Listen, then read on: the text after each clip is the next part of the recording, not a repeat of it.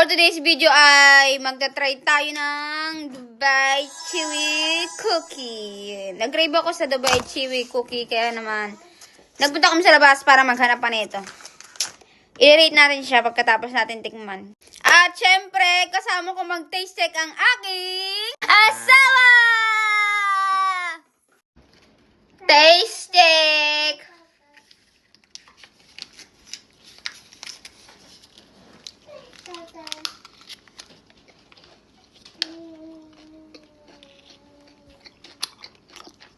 Actually guys, natikman ko na to doon sa bahay ng mother-in-law ko.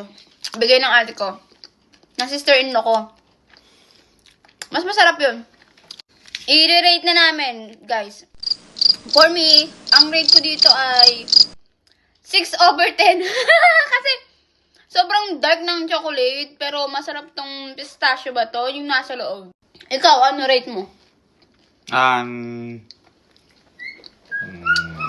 2.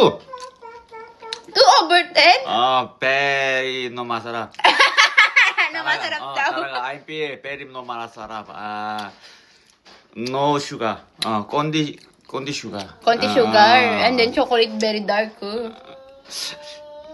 초콜릿 아니야, 여보. 초콜릿 konti 다크야 이거 보니까. 슈가 없어. 슈가 발라. I'm feel. No masarap.